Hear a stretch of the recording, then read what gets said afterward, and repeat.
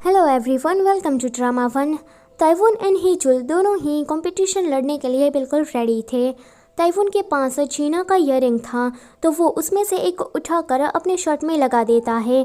वहाँ पर कोई आता है एंड उसे एक डॉक्यूमेंट देकर चला जाता है। दूसरी ओर डायरेक्टर कांग के पास भी कोई बंदा आता है एंड वो भी उसे एक डॉक्यूमेंट देकर चला जाता है। ताइवुन जब उसे खुलकर देखता है तो उसमें चीना के बैकग्राउंड के बारे में लिखा था।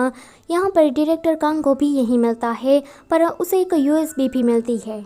अब डायरेक्टर कांग को पता लग गया था कि चीना किसी बड़े कॉलेज से नहीं पर एक छोटे मोटे गांव के कॉलेज से पढ़ाई करके आई है।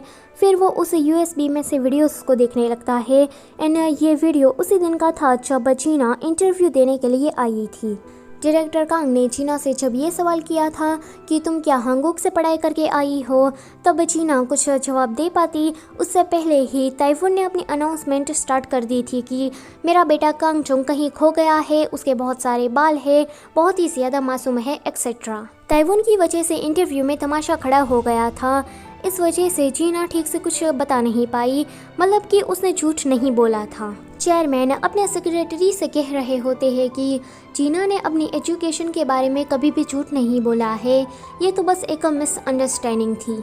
अगर चीना ने झूठ बोला होता तो डायरेक्टर कांग अपने आप में ही जीत जाता, पर मैं चाहता हूँ कि ताइवुन जीते, इसलिए मैंने ही ऐसा किया है। सेक्रेटरी उसे पूछता है कि पर चेयरमैन आपको ये बात कैसे पता चली कि डायरेक्टर कांग ज़रूर कुछ ऐसा करेगा। तो चेयरमैन कहते हैं कि मुझे तब पता चली जब उसने मुझे एलिवेटर में अकेला छोड़ दिया था। मुझे ऐसा लग ही रहा था कि ज़रूर कोई ना कोई वो कांड करेगा ही।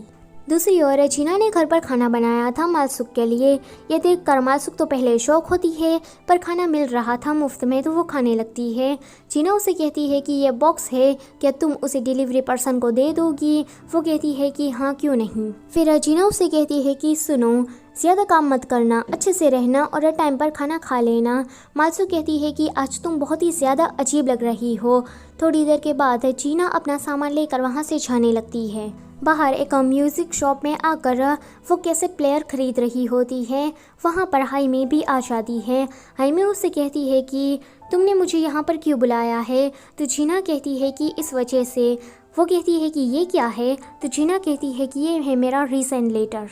मैंने झूठ बोलकर यहाँ आईएम में अपनी जगह बना ली थी एंड मुझे ये लग रहा था कि मैं अपने बलबूते पर कुछ कर रही हूँ। मुझे गलतफहमी हो गई थी, इसलिए मुझे पछतावा हो रहा है एंड मैं रिज़ाइन करना चाहती हूँ। तो तुम क्या इसको मेरी तरफ से मैनेजर को दे दोगी? हाइमी ये सुनकर थोड़ा सैड हो जाती है।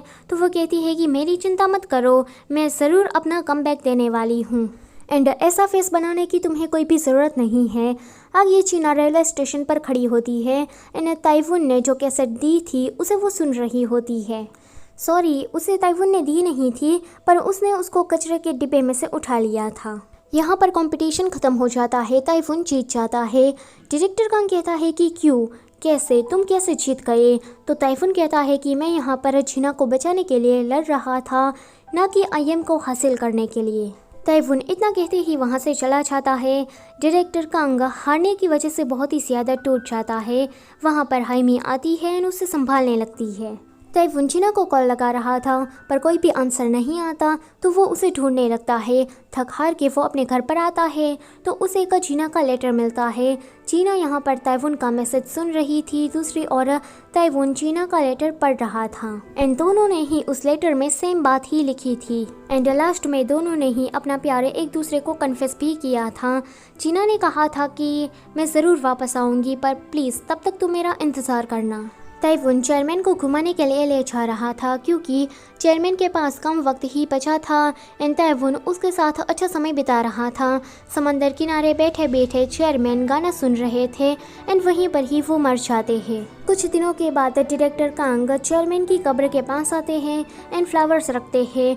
वहाँ पर ताइवुन आता है एंड ये देख लेता है। वो कहता है कि थैंक यू, मुझे नहीं पता था कि तुम ही हर रोज़ यहाँ पर फ्लावर रखते हो। डायरेक्टर कांग कहता है कि ये फ्लावर्स उन्हें बहुत ही ज़्यादा पसंद थे।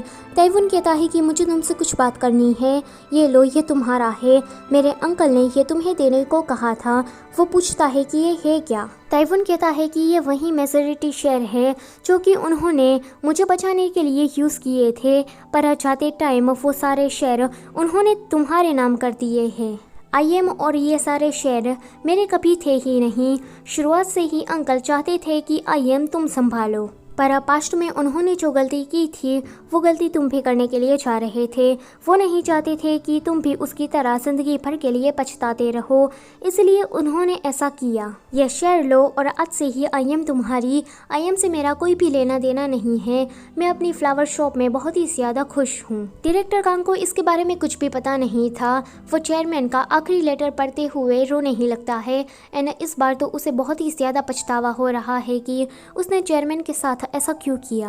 जीना अपने होम टाउन में थी एंड काफ़ी ज़्यादा खुश भी नज़र आ रही थी।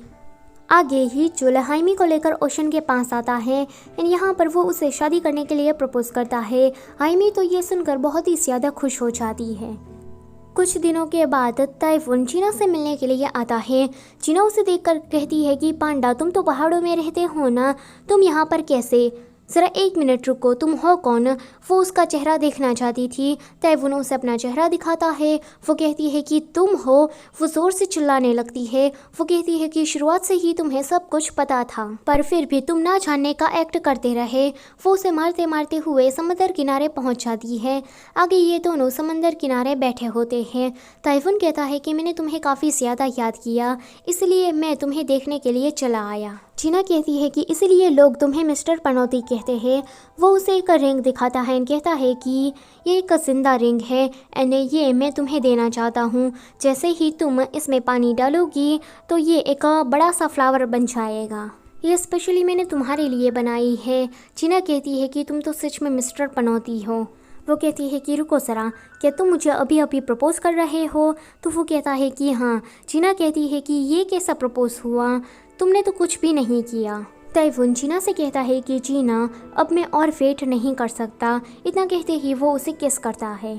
आगे जीना सोल में वापस आ जाती है एंड किसी छोटी सी कंपनी में इंटरव्यू देने के लिए गई थी। वहाँ पर मैनेजर ओह जैसी एक लड़की थी। उसे देखकर जीना कहती है कि क्या आप मैनेजर ओह है? तो वो कहती है कि नहीं, मैं उसकी बहन हूँ, पर तुमने तो IM जैसी बड़ी कंपनी में काम किया है, तो तुम्हें हमारी कंपनी में तो ज़रूर जॉब मिल ही जाएगी। ताइफून जीना को बुलाता है। जीना देखती है कि ताइफून फूल के बगीचे को तैयार कर रहा है। फिर वो पुरानी बातों को सोचती है कि एक दिन जीना ने उसे कहा था कि जैसे ही वो अपने घर के दरवाजे को खोले तो उसे समंदर नहीं पर फूलों से भरा बगीचा दिखना चाहिए। एंड जीना का वो सपना आज ताइफून ने पूरा कर दिया था। तो इस तरह से इस ड्रामा की स्टोरी यहीं पर ही ख़त्म होती है। आई होप कि आपको इसकी स्टोरी पसंद आई होगी। एंड हाँ, वीडियो अगर अच्छी लगी है तो उसे लाइक किए बिना मत जाना और चैनल को सब्सक्राइब भी कर देना। Thank you for watching.